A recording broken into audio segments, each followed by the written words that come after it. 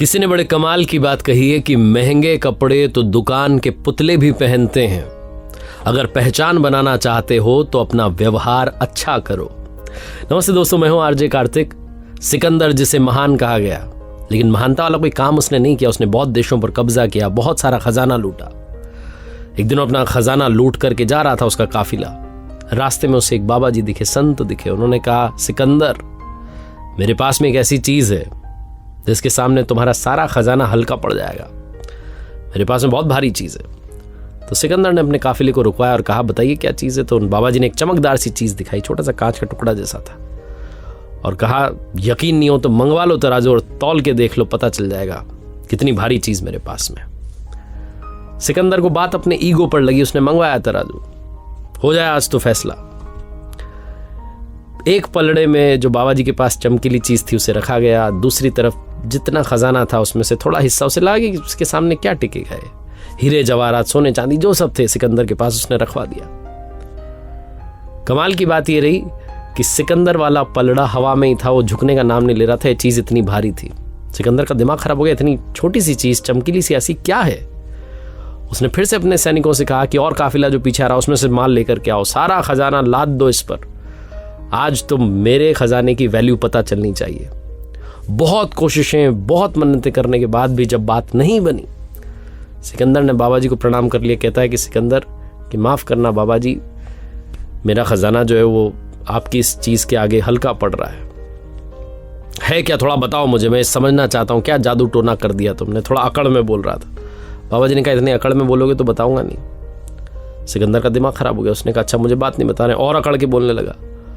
वो अपनी बात कर रहा था गुस्से में, तभी बाबा जी झुके, जमीन पर से धूल उठाई, उस चमकीली चीज पर गिराई, और चमत्कार ये हुआ कि ये जो चमकीली चीज थी जिस पर धूल पड़ी, ये हवा में चला गया पलड़ा, और सिकंदर वाला नीचे आ गया, वो भारी हो गया। अब जाकर के सिकंदर को लगा कि हाँ, अब बनी बात। लेकिन फिर उसका दिमाग ठनका कि इस पर धूल डाली तो ये ऊपर क्यों चली गई। अब उसके मन में और क्यूरियोसिटी आ गई, और जिज्ञासा आ गई। उसने पूछा बाबा जी से कि अब तो मैं हाथ जोड़ के पूछता हूँ, मुझे जादू समझना है।